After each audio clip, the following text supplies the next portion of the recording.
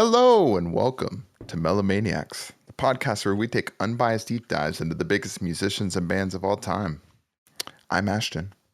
And I'm Dallas. Before we get started today, do you want more weird music history, bonus episodes like the one coming later today, and a backstage pass to the show overall? If that sounds interesting to you, hit up our Patreon. That's patreon.com/melomaniax. For $5 a month, you'll get bonus episodes, early drops, access to our Discord community, and a whole lot more. So help us keep these deep dives coming. Join the Melomaniax crew today. And now it's time to get into it. Ashton, who are we talking about today? We're talking about Adele. Real quick, I just realized on our intro, I'm always saying like either the biggest musicians and bands or musicians and artists. And I think I swap it up a lot. And I wonder if that just depends on my mood for the episode. I was kind of thinking that. I was like, I'd love to go back and count how many times I do of each. And I'll have to get a total and we'll just see. It's like a go with the flow thing. I was like, I haven't noticed.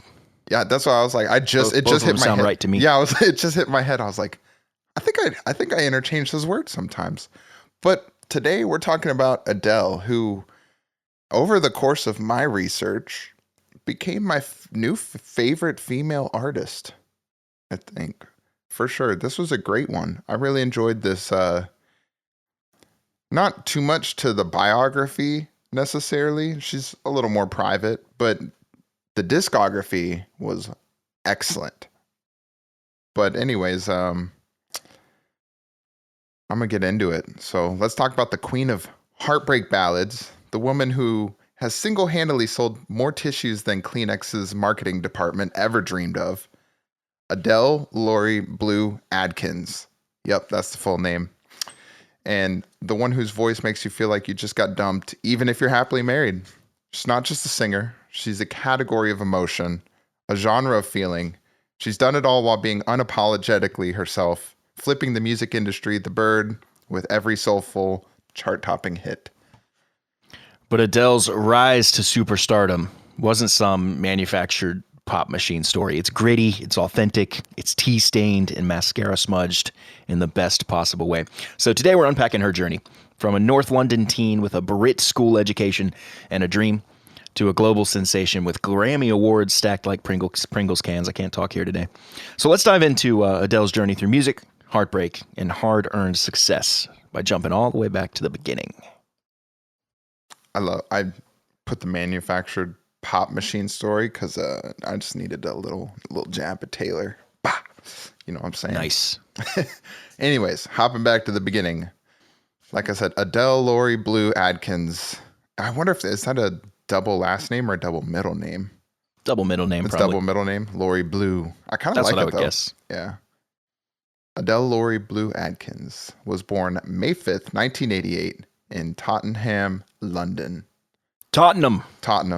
Oh, that's right. Sorry. Got to say it British. Yeah, I forgot. Just like Yorkshire instead of Yorkshire, as we would say over here. She was raised by a single mother, Penny Adkins, and Adele grew up immersed in soulful records and raw emotion. Her mother was deeply supportive, and the household soundtrack ranged from Etta James to The Cure.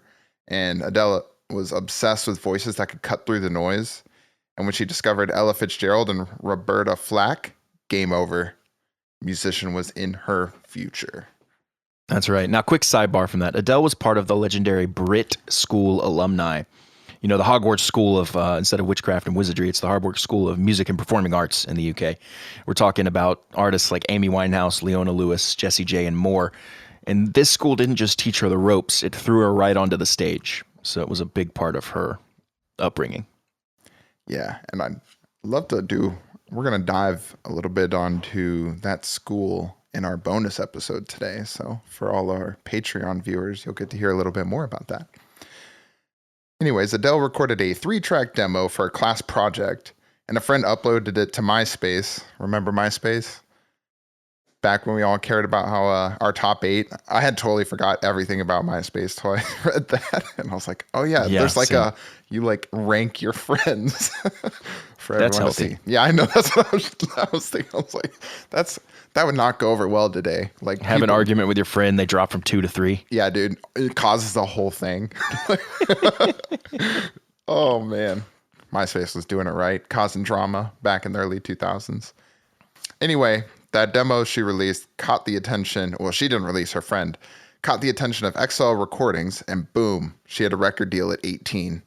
No viral dance challenges, no TikTok algorithm, just raw talent and a voice that could knock the wind out of your lungs.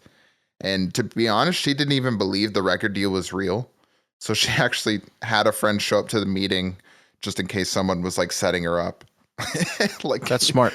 Yeah. I appreciate the smartness. Right? So let's get into her first album, 19.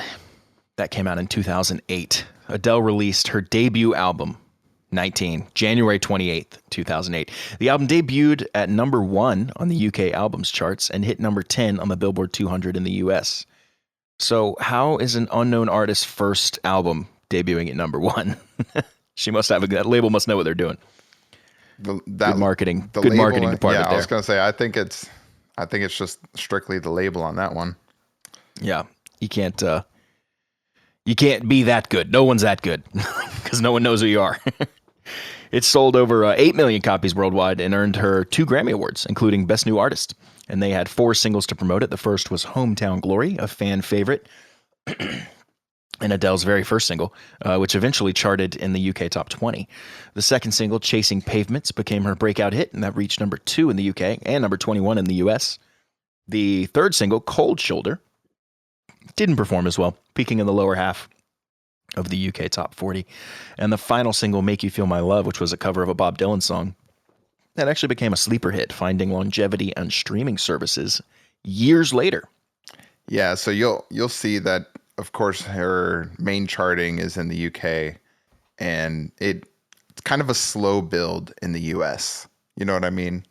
So like it actually had to like grow to number 10 on the Billboard 200. I think it was not way down there, but I want to say it was somewhere in the 40s and had to climb its way up. And then it really blows up in America with her next album. But before then, she followed that album with An Evening with Adele tour. And she was supposed to do a leg of the tour in the US, but she ended up canceling it to spend more time with her former boyfriend. She admitted later. Yeah, she admitted later that was just a stupid, bad decision. Well, she's 18. Yeah, 19, I know. So yeah, what can you say? It's the only decision she's making. Yeah, right. Cancels a whole part of the. But the biggest thing was not really like the shows, but just getting that like reach to America and the US. So is what she missed out on. But it wasn't looking like she was going to be able to break through in the US until she appeared on Saturday Night Live on October 18th, 2008. And then the day after her appearance on SNL is when her album shot up to the top of almost every streaming platform in the US. And that's where her album made that rise to number 10. Let's keep in mind, streaming wasn't quite yet a thing. So would have been like iTunes and stuff. Yeah. iTunes and Spotify, I think. When did Spotify start? I know it was Spotify? a few years ahead. I thought I read Apple Music. Apple Music was 2014. I remember that. Spotify, Swedish company, which is cool, founded April 2006. Okay. Yeah, so I think, iTunes and that. But anyways, that was that SNL. SNL always does wonders for people, right? It can, yeah. It can. For sure. Or I think maybe it used to more than it does now. I don't really know, but that brings us to her second album. So we're now in 2011. Adele recorded her sophomore album, 21, in studios across Malibu and London, and it was released on January 24th, 2011. The album debuted at number 1 in more than 30 countries, including the US and UK. It has since sold over 31 million copies worldwide, making it one of the best-selling albums of all time. 21 had 5 singles to support it. The lead single, Rolling in the Deep, went to number 1 in 11 countries and won 3 Grammys. The second single, Someone Like You, topped the UK singles charts and Billboard Hot 100. The third single, Set Fire to the Rain, also reached number 1 in the US. Fourth single, Rumor Has It, was a minor hit in the UK, but peaked at number 16 on the Hot 100 over here. And the final single, Turning Tables, never charted in the UK and did manage to break into the Billboard Hot 100. So that's a lot of info for you there. But basically, it Rolling in the Deep, Someone Like You, Set Fire to the Rain, Rumor Has It, and Turning Tables. Those first 4, you couldn't and still really can't escape them if you're walking through a Belk switching through the radio. Like, you're going to hear one of those 4. Yeah, I kind of to be completely honest, I did go through this album in the discography, but man, it was quick. I skipped most of these hits because I've heard them a billion times. I really wanted to listen to stuff I hadn't heard before. So this album was I kind of just hit on this one very lightly with my listening, just because I've had to have heard each of those songs at least 50 times each, just from existing on Earth during this time. Also, if we haven't noticed a pattern, first album called 19, second one 21. So she just names them after the age when she starts writing the music for the album. Nice and simple. I like that. Yeah. Kind of cool when you establish like a little thing. So Adele embarked on her Adele Live tour following this album. And this time around, not only would she tour in the US, but she would actually sell out every single show in the US. And the final 2 shows of the tour had to be canceled due to a vocal cord hemorrhage. And she had to release a statement saying she needed an extended break from singing in order to avoid permanent damage. And she underwent laser microsurgery on her vocal cords to remove a benign, how'd you say? Polyp. Yeah. I don't know a whole lot about those, but you said they're pretty common. Yeah, vocal polyps, vocal nodes, you get them from overuse typically. Okay. Yeah, she was still pretty young, so I guess. And it sucks because the only way to fix it, like we just saw here, is stopping. And so it's not something you can like push through. You got to take a and if they break. get bad enough, you need surgery to get them removed. And then sometimes singers are never the same after that surgery. Yeah, so it did say on the and a very interesting topic on Wikipedia. Always, you can go and you can look at the person's vocal range, and it'll discuss that. And I do believe her range, I don't know if it necessarily got bigger after the post surgery, but they definitely said her singing became more powerful and clear afterwards. She may have had him the whole time then. So I was going to say, it sounds like whatever the surgery actually ended up helping her tone and everything. So that's kind of cool. So she doesn't have a crazy big range, does she?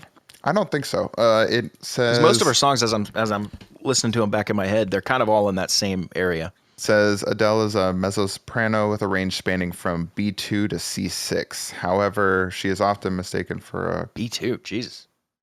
Yeah, that's low. I was gonna say I know she can do some low notes, but it says her strength is when she does the higher register. That's where her voice is clearest and most powerful.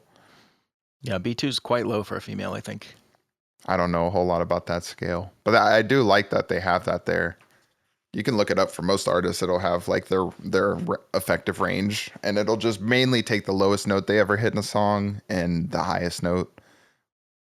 So, but anyway, she would recover from that surgery in time for the Grammys, which her album 21 earned 6 in total, making her the second female artist in history behind Beyonce to win that many Grammys in one night.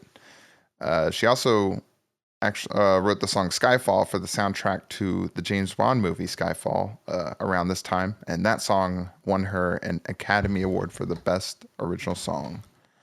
Nice. So now we're moving to 2015 with her album 25. You'll notice Adele took a 4-year break before releasing her third studio album 25 on November 20th, 2015. And this album again debuted at number 1 in over 25 countries and broke first week sales records in the US with 3.38 million copies sold in the first week. Goodness. It went on to sell more than 22 million copies globally, so she's got several multi-diamond albums. And there were 3 official singles from the album. The lead single, Hello, became a cultural moment. I remember that very well. Debuting at number 1 worldwide and winning multiple Grammy Awards. The second single, When We Were Young, peaked at number 14 in the U.S. and number 9 in the U.K. Third and final single, Send My Love, parentheses, to Your New Lover, reached the top 10 in multiple countries and became a radio staple. Following this album, Adele went on a world tour from February 2016 to June 2017. It was her first tour since 2011. Yeah, that's true. She doesn't strike me as like much of a like touring artist as much as some other artists. Yeah, not really. However, this Adele live tour ended up grossing a decent little $250 million, so not bad. Now, when you less expenses from that, I would be very interested to see. Yeah, right. I actually didn't watch any Touring of is her, so expensive. and also I didn't look at any of her. I should have watched one or two of the live events, just to see how. I don't know what kind of production she puts on. Like, when I went to the Eras tour, like she's putting a ton of money into like the stage, the theatrics, and all that. I don't know how much Adele actually does with all that. She probably just goes out and sings. I would has some imagine she's backup very dancers. minimal. That's what I was thinking. I would be surprised if she had any backup dancers. Yeah, you're probably right. I know she's got It's probably a piano, her, and like a drummer, bassist, guitarist hiding in the back, if I had to guess. She'll have a choir there too. There's a lot of songs that have a gospel choir in her couple of her albums. So I'm sure she's got a decent little bit. Bring a but choir probably on not. tour though. Oh, do you not? I mean, dude, you're I talking guess about I guess you're right. It's 25 only people that need hotel rooms and food for like a moment in a song. Yeah, that are I in was the just about to background. say. Like, Yeah, I guess for like three songs in the catalog, probably not worth it. So you want to check out her tour pictures because I'm scrolling through her live pictures and you do see some with a bunch of people behind her, but then you dig into it and it's more of an event, like a one-off event. see. That's where you would see the choir, the orchestra, all because it's just one event. They don't have to tour. They don't have to, but transporting like more people on tour is tough. Now, if you're making enough money, it doesn't really matter. That's why you can do it. But here she has a DVD live at Royal Albert Hall. I see a bunch of people behind her there. That, again, could be different because she could bring them in just for the one show because she knows she's doing a DVD. Yeah, she's working on a DVD with her most recent residency, which we'll talk about at the end. But she's only headlined 3 concerts, it says. So an evening with Adele, which was that very first one. Outside of her tours, you mean? No, these are those tours though. Gotcha. And then she had Adele Live, and then Adele Live 2016. So she just does like one tour after the album, and that's it. And you're right, she does not tour very much. So I guess getting to see Adele is a pretty rare thing. Other than seems like she likes it that way. Yeah. Somewhere recently, yeah. Some musicians don't like touring. Touring is hard. And so most people don't like it. Most people can't handle it. Most people aren't cut out for it. So even that includes famous musicians. Like famously, I think it was Marvin Gaye, like never toured ever, never played live. That's right. He just put out music and that was it. I like it that way. It's got to be way more relaxing as a musician. It's definitely easier, but it's it's much harder to get successful because you got to have like she had a pretty good deal. Like I think she had she's obviously very talented, but she had a nice degree of luck in the beginning where a label happened to find something on MySpace and that label happened to be very good at their job. Which she makes easier by being good, but being good is that's a non-issue. Like also because in the music industry, like being good is the baseline. All right, you're good. That's 0. We're starting at 0. Now we move up from there, Yeah. Also, I don't want to knock the UK too much, but it is easier to get number 1 in the UK than number 1 in the US on the charts. Yeah. That's not a knock at anybody, but unfortunately, it's just a fact. All the charts are just not as big as the US chart. Because US dictates international media or entertainment for some reason. Hollywood does so much, and that's why every big band from like Europe has to go and become big in the US a lot of times. Not all of them do. There's some that are internationally big without getting US fans, but a lot of times most marketing schemes is like, all right, we'll get big locally and then we'll hit the US full force. You know what I mean? They want to be an international thing. Yeah, they got to get the Americans buying it. So, yep, just kind of a thing. So, anyways, she took another 6-year break from music. And this is why it's kind of hard for us to lay out like a long biography because Adele is very out of the spotlight a lot of times. So she took a 6-year break from music after her album 25 while she worked on 30. And I do believe she went through a divorce during this break. And then that was the theme for this next album. So Adele released her 4th album, 30, on November 19th, 2021, after 6 years away from music, like I said. And the album was deeply personal, touching on themes of divorce and self-rediscovery. It debuted at number 1 in over 20 countries and became the best-selling album of 2021. The album had 3 singles. The lead single, Easy on Me, debuted at number 1 in both the UK and the US, breaking Spotify and Amazon streaming records. The second single, Oh My God, hit top 10 in several countries and showcased Adele's more experimental production. And then the third single, I Drink Wine, was a fan favorite and gained traction on streaming, although it didn't perform strongly on the charts. And I really liked this album. I was going to kind of rank the albums real quick, because I always usually I'd like to make a mention of a favorite song or a favorite album. I really think this is so wild. I think her first album is my favorite. I just think it's so good. So I really like 19. I think 30 is really good. And then 21 and 25 are the ones with all the radio hits, but I just kind of like the non-radio hits on 19 and 30. I think just the hidden gem songs are phenomenal. So I think 19 would be number 1. Probably 21 second, even though it has all the hits, they are good songs. So 19, 21, 30, and 25, I think in that order are my favorite Adele albums. So to that point, if you're only here for the hits, you might be missing out on some deeper cuts from Adele. So try Turning Tables. That song's from 21. It's underrated. Yeah. Or All I Ask, which was actually co-written with Bruno Mars, who we'll be talking about later on in this show. I think later this year. That one's off at 25. And also, don't sleep on that live at Royal Albert Hall performance I mentioned earlier. It's Adele at her raw, hilarious, unfiltered best. She's also, as Ashton and I were talking about before we hit record, she's also a good follow on Instagram. Oh, that's right. Yep. Yeah, I was going to say, I've been watching a couple of her Instagram clips. I think she only started recently. I'm trying to remember when the first one was posted, a year or 2 ago. And it's so funny because she pops up the video and it's just her figuring out technology on the fly.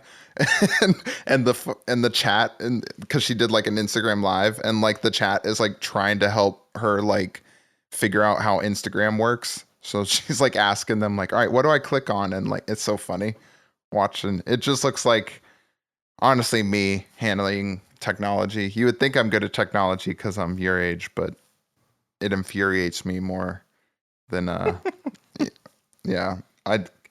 It's just sometimes it does stuff that I can't figure out why. Whenever you know the why, it's okay.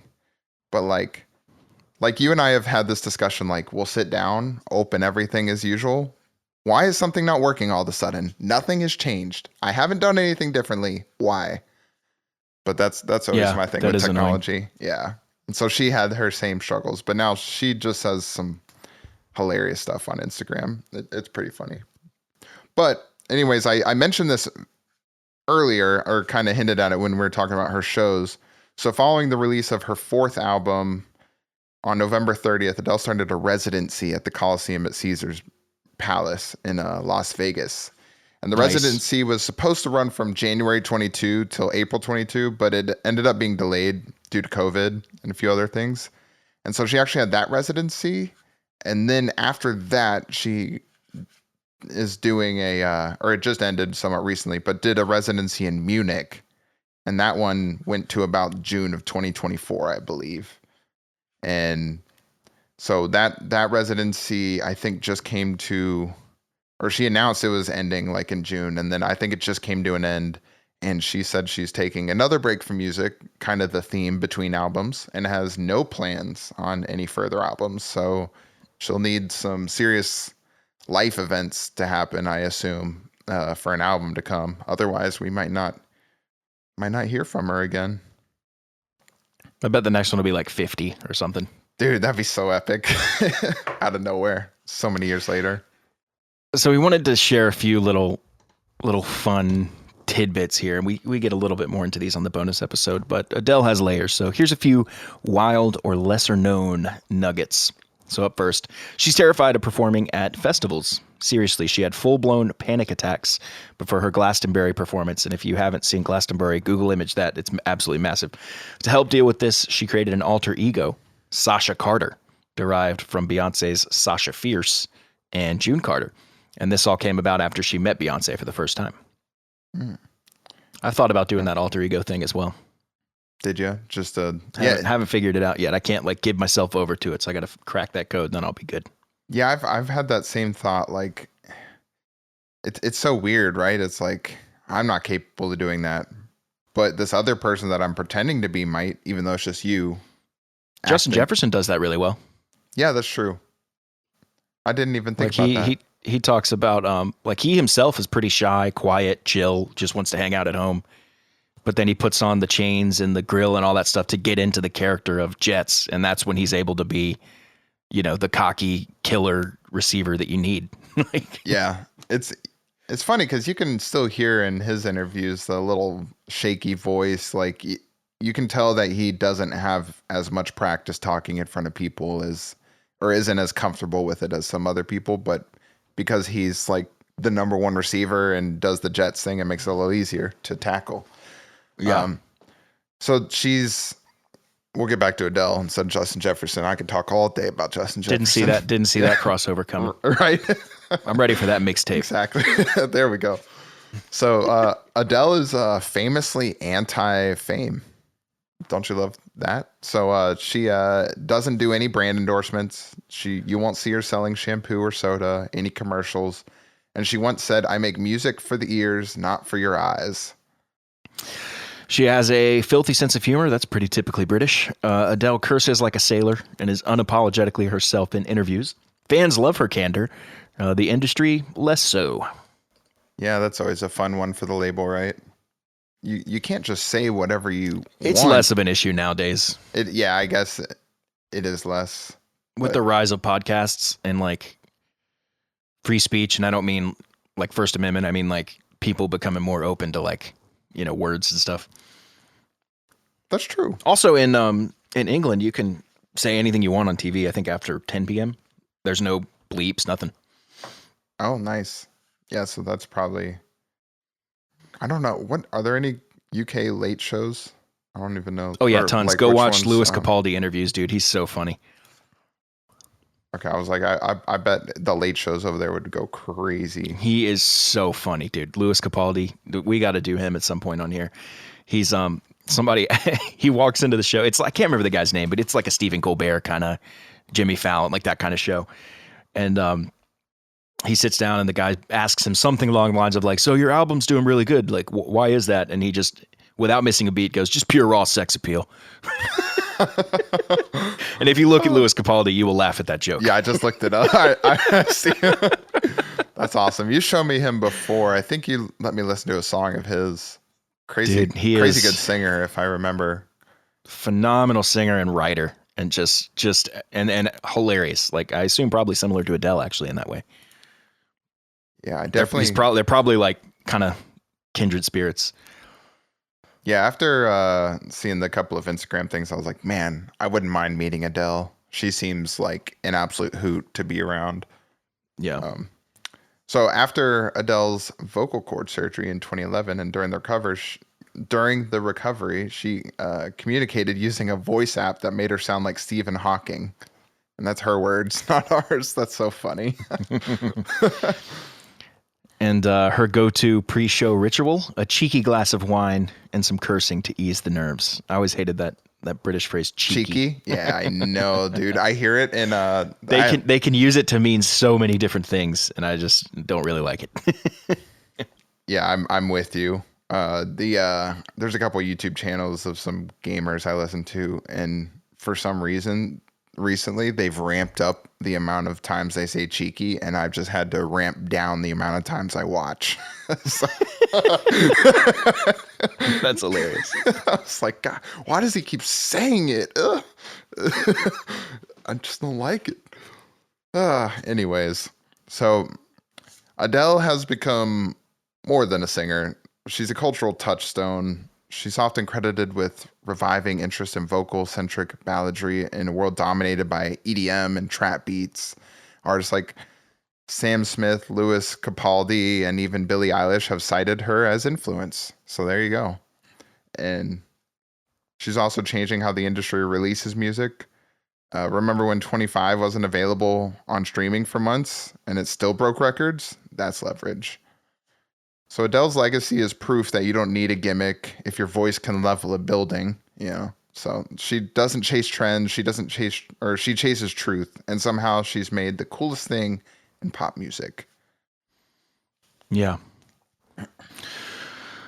So to close it out here, Adele's career has been a slow-burning, record-shattering saga of emotion, talent, and unshakable authenticity.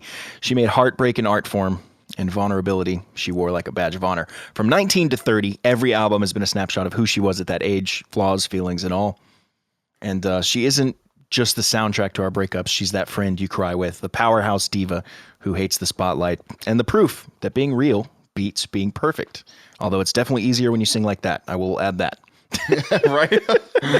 Being real is better than being perfect, but I do sing perfect. So that definitely, you can't sing perfect? Yeah, you can't do it then. Definitely helps. Right. All right. Well, I think it's time for some ratings, my man. I think so. I haven't even put any thought into this. I always love getting right into the ratings and hitting it raw, dude. Right after the episode. Yeah, I haven't thought about it either. Because sometimes I'll keep a few things in mind. You know, when I read something, I'm like, okay, that kind of gives them an extra point in evolution or whatever. I haven't put any thought to this. So creativity within her space. I don't know. I think she's going to get a pretty low rating for me, which may not be indicative to how I actually feel. But because I think she's not my favorite, but I think she's fine. I mean, she's obviously a fantastic singer. So I don't know, but creativity in her space. I mean, she's kind of in the pop ballad space, you know. Yeah, like a 2 or a 3. She hasn't done anything like groundbreaking. She just has phenomenal vocals. You know what I mean? Over like good songs. Well, I think she started that kind of ballad revival that Billie Eilish, Louis Capaldi, all those guys. So if you revive a genre, a 4 for reviving a genre, okay. Evolution. I mean, I know she sings about her ages, but I mean, if you listen to her music, it's kind of similar album to album, I'd say. Yeah, there was a little shake up in 30. I would say she gets like a 3 here. Like I was gonna say you could go with a 2 or a 3 would be fair. We'll go with 3. Replayability for me, I'm gonna go 3 as well. I was kind of fine on all her radio hits. I didn't need to hear them anymore, but like when Hello hit, I really listened to that one a lot. It was a really good song. Man, that's about it. I'm between a 4 and a 5 here. I think I'm gonna go with 4. But and then it's close. I enjoy cultural impact. I think we're definitely between a 4 and a 5. I mean, she's got 2 albums that are both multiple times diamond. She's, you know what? We're going 5 because she's someone with a first name only. Ah, that's the extra. There aren't. What do you got? Prince, Beyonce. There's only a few people that can do that. That can just go with the one name. Yeah, it definitely helps to have a unique name. Prince, Beyonce. You don't know Beyonce Jones in your English class. You know, like there's literally no other Beyonce. Right. Emotional connection. I mean, yeah, she sings about normal stuff, but it's mostly, and I don't say this to be mean, but like women stuff. So like, it's kind of a 2 out of 5 for me. Yeah, nostalgia factor, I'll go with a 3. Yep, I'm at a 2 out of 5 on the emotional connection, and this one's kind of all over the board for me. Yeah, I want to be different from you. Oh wait, I am different. That's right. Well, don't make the decision because you. No, I know. I'm trying to think of nostalgia. Like the only nostalgia I have is for, the 21 album with Rolling in the Deep and stuff, because my dad really enjoyed it. So my dad listened to a lot of it. And so it's just always on. Yeah. Yeah. It was just like nostalgia is only for that album. The other 3 don't have any nostalgia with me. That's why I was like, how much does that one album carry the nostalgia? So sounds like a 2 or a 3 to me. That's what I was thinking. 3? We'll go with the 3 because I wanted to have a higher score. I'm skewing the results. 3.5. That brings you to a 3.5 out of 5, 3.5 out of 5, and me to a 3.3 out of 5. That's a good score. Not bad. Yeah, not bad. Pretty moderate score. We do love Adele over here at Melomaniax. We said it a while back. What is it like? Anything higher than a 2 is like not bad. If you get lower, if you get anything with a 2, like 2.9 below, it's probably not something we enjoy that much. Because we tend to be pretty generous with these ratings. But anyway, I see. That's a wrap. That is a wrap. That's been on the Adele episode of Melomaniax. If you love this episode, please take a second, subscribe, leave us a 5-star review, rating, wherever you're listening to this, YouTube, Spotify, whatever. And if you want to hang out with other music fanatics, particularly on our Discord, join our Patreon. It's just $5 a month, like I mentioned at the top of the show. Head on over to patreon.com/Melomaniax, and we'll get you in, and you'll be able to continue this deep dive on Adele with the bonus episode following this. So, and I think that's it for today. Until next time.